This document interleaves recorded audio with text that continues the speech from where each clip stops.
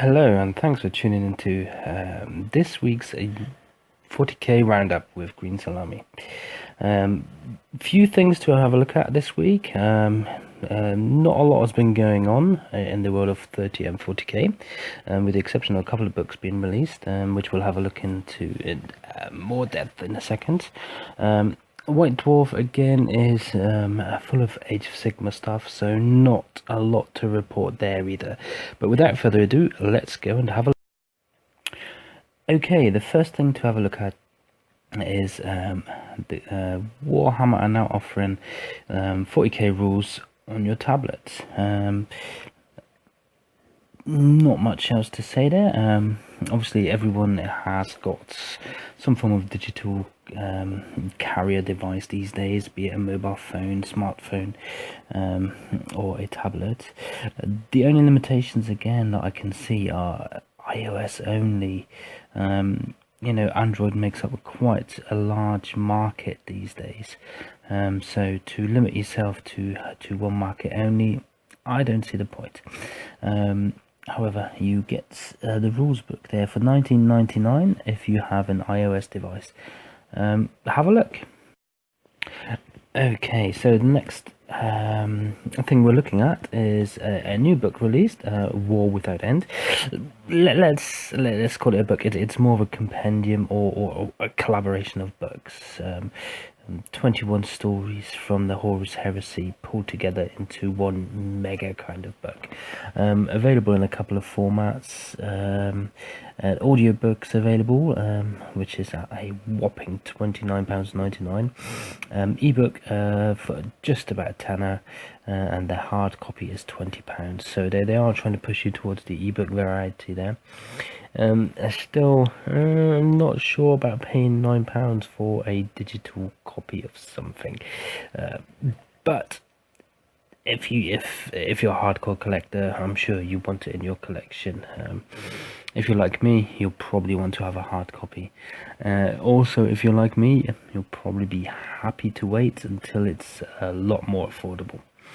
Okay, let's have a look at. Okay, this week we again see Games Workshop making a push for Freeblade, the new game that they've brought out for, I dare say, iOS device only. You are in control of a Imperial Knight. Couple of missions to follow. You can go freelance, you can join any of the houses. I believe you start as a freelance and then you get to join a house, something like that. If you're interested, have a look. As I said, it's iOS only, so a limited market there from my point of view. As an avid Android user, I would like to see it turn up in the game store, game app markets, Play Store, sorry, app market. Yeah, I'd like to get my hands on it. I just can't, and I won't get an iOS device. That's the situation I'm in. But if you are an iOS user, go and have a look. Let me know what your thoughts are on the game. Okay, the next one again is another Horus Heresy tale, this time in the form of an audiobook called Grey Talon.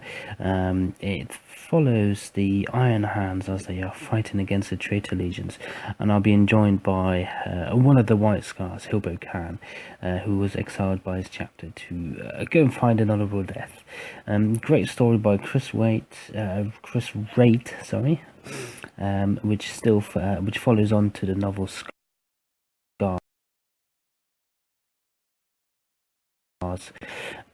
Have a look. It's audio. I quite like the audiobooks. Let's have a look at what the price is here. Waiting for it to load up.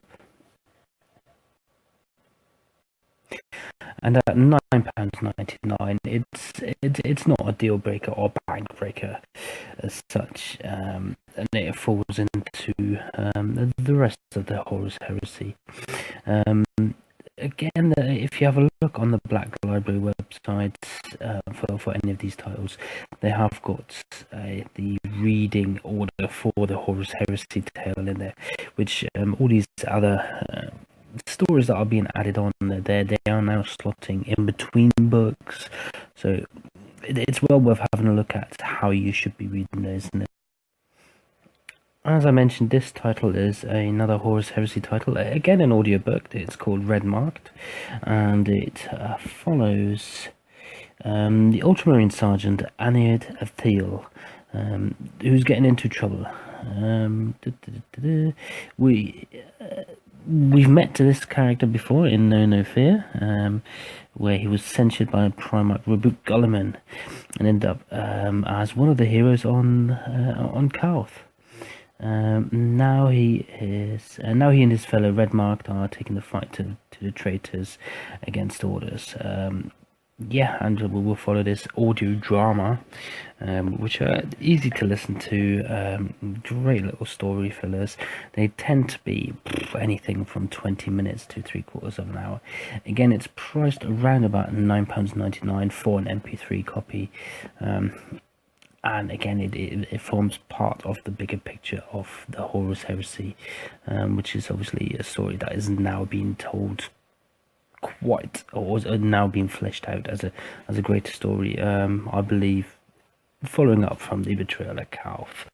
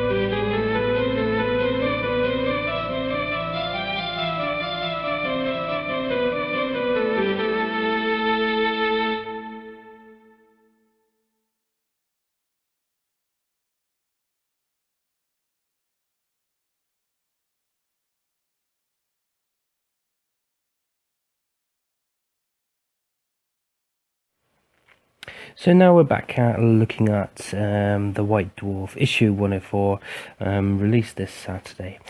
Again, as I mentioned, it's a very heavy Age of Sigmar Dwarden kind of issue, so there's not a lot there that draws my attention to it. As I'm flicking through, the first couple of pages are, even though it's gorgeous artwork, really nicely painted models, nice bit of scenery sets, there's just nothing there for me. Again, still flicking through. The only thing worth mentioning there are starter sets for Khorne that have now come out. Again, you know, a part of the new year, new army deal set. Obviously, with these miniatures, like Bloodthirsters, Bloodletters, and all those kind of things, you can use those across both platforms. So Warhammer 40k as well as Age of Sigmar. We then come to the Black Library section, which I've mentioned already. You know, War Without End features in here, and there are a couple of Age of Sigmar books. The cover artwork book that we briefly mentioned last week is mentioned in here again as well. Next, then, there is something quite of interest to me. So we're under the Forge World section, and that is the Raven Guard minis. Dark Fury Assault Squads. Again, I believe we briefly touched on those last week. However, they're in this week's issue 104 of the White Dwarf. Really nice looking models. Do like the look of them, especially with those jump packs. There's some really nice looking jump packs. Those razor claws that they're using are really nice looking as well. That then follows on to the Primarch Corvus Corax, sorry. Again, yeah, very nicely sculpted model. That's all I can say to that. I've seen some people already painting those up on some of the Google Plus pages. It's one of those models. If I had it and I was painting it, I would take my time and give it the due care that it deserves.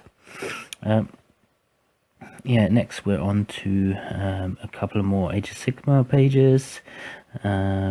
Still rattling through there. Yeah, it brings us then to a segment called Legion of Blood, which is the New Year, New Army. As I mentioned, there are now a couple of Chaos box sets available, which, again, as I mentioned, can be used across both Age of Sigmar as well as Warhammer 40k. We then head into the paint splatter section. More Dwardens. So again, there's nothing there of interest for me. A couple of War Scrolls, Age of Sigmar War Scrolls. More Dwarden stuff. A brief section on how to paint your bases. Yeah, I'm still scrolling through here, so do bear with me a second.